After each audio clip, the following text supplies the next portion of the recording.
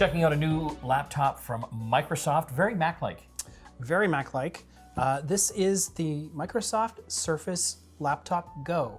So in the past, we've had the Go, which is the sort of tablet with a detachable keyboard. Yes. We've had the Surface Laptop.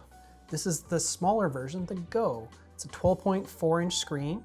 It's got an Intel 10th Gen Core i5 processor.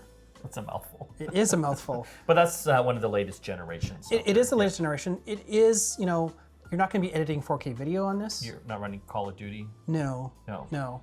But for the average person and their everyday tasks, surfing the web, doing some emails, word processing, that kind of stuff, it's great for that.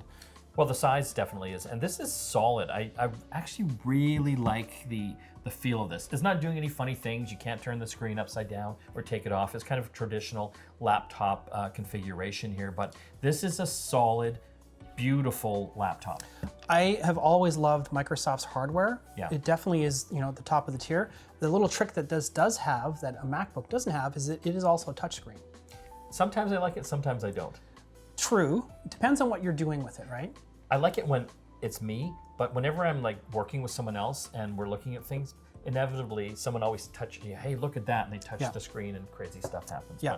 So a few other things it actually has a power button that's also a fingerprint reader. So you can actually use that to unlock your laptop. It's kind of cool. So you don't have this big button or using one of the function keys as the button. Correct. So the other thing is the configuration options for this is a little limited. There's a 4 gig version that starts at about $759 Canadian, and then this one is the 8 gig version, and it's about $1,000. So 8 gigs of RAM. 8 gigs of RAM. Yeah. So definitely don't get the 4 gig version. If you're running Windows 10, which is what this is doing, you want to have at least 8 gigs. So you got an SD card reader? Is that?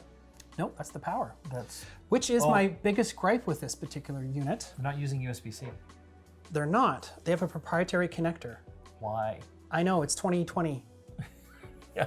But they do have a USB-C port, at least, but not for power. On the side. And a regular old-fashioned USB. Which is pretty rare to find on these types of laptops. I don't mind it. I like it. You know, we looked at the Huawei laptop, the MateBook 10, or X, MateBook X, and it had that old one as well. I use it all the time. It just saves you a dongle. It does, yeah, it really does. Yeah. But overall, I mean, the screen is beautiful on this. I love the size, so this is kind of like in that iPad weight kind of category for traveling. Yeah, definitely. I think if you're looking at a sort of a daily driver, everyday use kind of task machine, and you're not sure if you should go for a tablet or you should go for a laptop, take a look at the Microsoft Surface Laptop Go, because I think it's kind of the sweet spot between sort of the best of both worlds, plus you can run full Windows 10 applications if that's important to you. It also comes in 3 different colors too. I like that. And you know, the keyboard's an important thing, I feel. I love the iPad Pros, and I love the detachable keyboard and what have you, but this is a nice solid keyboard, and I think it really marries the best of both worlds. You get the standard kind of laptop configuration. It's still light as anything, and it's got the power of being able to run Windows 10 as well, so definitely something to have a look at.